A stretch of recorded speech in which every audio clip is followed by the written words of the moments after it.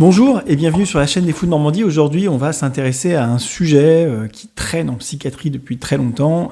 C'est le sujet des vitamines et de certains diagnostics psychiatriques. Alors, on a un certain nombre de données scientifiques qui montrent des rapports de liens statistiques entre certaines vitamines et certains troubles psychiques. Vous avez 3 grandes vitamines en psychiatrie qui sortent du lot. Il y en a d'autres possibles, mais il y en a 3 qui sortent vraiment du lot.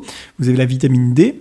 Je vous rappelle, c'est une vitamine qui n'est produite que quand le corps est au contact de rayons solaires, de rayons lumineux. Donc dans certains pays, il y a plus de contact que d'autres. En fonction de sa couleur de peau, on peut aussi plus ou moins produire de cette vitamine. Et puis il y a la vitamine B9, B12, qui sont des vitamines qui d'ailleurs marchent ensemble, qui sont assez finalement peu présentes dans notre alimentation moderne. Par exemple, c'est très présent dans les abats. Mais vous savez que les abats, ça se mangeait énormément il y a encore quelques dizaines d'années. Et ça se mange quasiment plus, par exemple. Alors ça se trouve ailleurs, mais en bonne quantité, facilement accessible, et dans la nourriture habituelle des gens, c'était beaucoup dans les abats. Donc effectivement, on a de plus en plus une vie à l'abri des rayons du soleil, une vie de plus en plus à l'intérieur, et puis une alimentation qui ne favorise pas l'apport dans certaines vitamines. Et donc, ces 3 grandes vitamines ont été associées à certains troubles en psychiatrie, par exemple la dépression, le TDAH, le trouble du spectre de l'autisme. Et là, aujourd'hui, dans cette étude, dont vous trouverez comme d'habitude le lien dans la description de cette vidéo, dans cette étude, on va s'intéresser au lien entre diagnostic de trouble du spectre de l'autisme et vitamine D. Alors, cette étude, elle est intéressante parce que vous savez que on reste sur des liens non pas de causalité mais d'association statistique, et vu la méthodologie qu'il faudrait mettre en place pour essayer de trouver des liens de causalité, c'est un peu compliqué, et donc on prend quand même les études d'association statistique, surtout quand elles sont bien faites, qu'elles essaient de contrôler un certain nombre de biais possibles, et quand elles ont une méthodologie, pourquoi pas originale. Et dans cette étude, qui est une étude qui doit être faite sur des données de Suède, vous savez, en Suède, ils ont des masses de données extrêmement importantes, anonymes évidemment, mais sur les patients, mais très importantes avec leur diagnostic, mais aussi certains paramètres biologiques.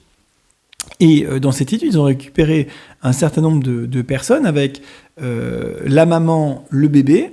Donc ils ont des gens témoins qui n'ont pas de trouble du spectre de l'autisme, et puis ils ont des personnes avec un enfant qui a un trouble du spectre de l'autisme, et ils ont la maman aussi évidemment qui n'a pas forcément d'ailleurs de trouble du spectre de l'autisme.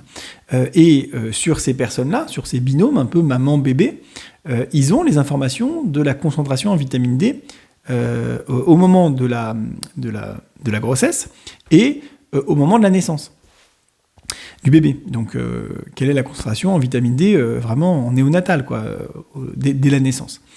Et grâce à cela, ils ont réussi à montrer qu'il y avait effectivement un lien statistique entre la concentration de vitamine D et le risque de souffrir d'un trouble du spectre de l'autisme.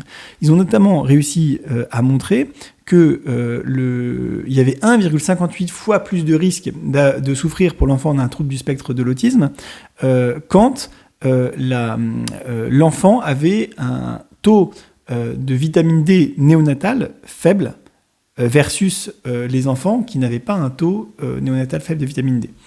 Donc ça, c'est la première chose. Ils ont aussi montré que quand vous associez une maman plus un bébé avec un faible taux de vitamine D, eh bien là, le risque, il est de 1,75 fois plus grand. Donc on n'est pas à 2 fois plus de risque, mais on est quand même sur un risque un peu plus élevé. Alors, il se trouve que augmenter de 1,7, 1,8, peu importe, le risque d'un trouble extrêmement rare, c'est pas forcément un sujet de santé publique majeur.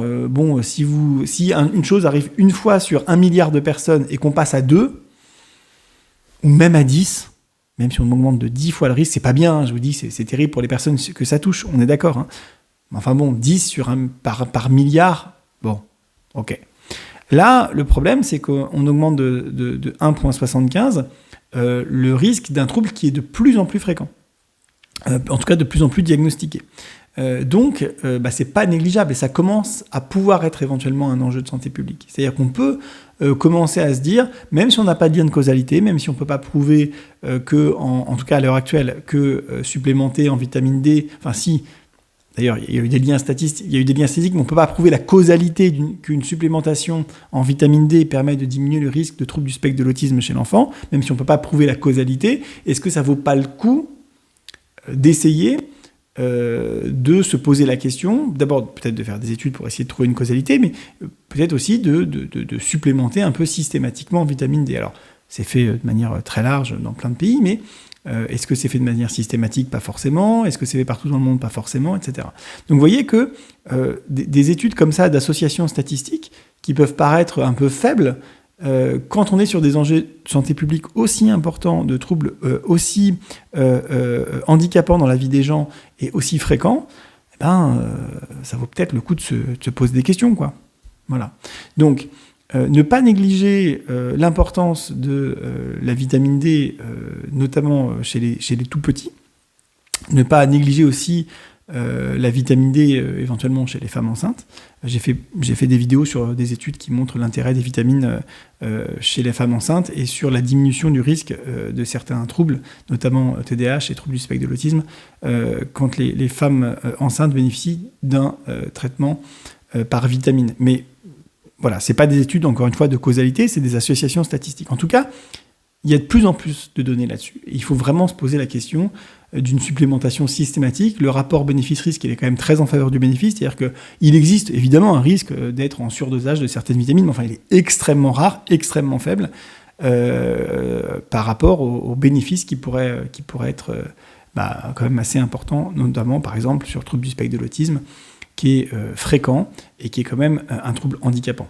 Voilà, écoutez, j'espère que ça vous aura intéressé. N'oubliez pas de vous abonner à la chaîne, n'oubliez pas de mettre la petite cloche, n'oubliez pas de mettre un pouce bleu, n'oubliez pas de commenter, et puis on se dit à bientôt dans une prochaine vidéo. Bye.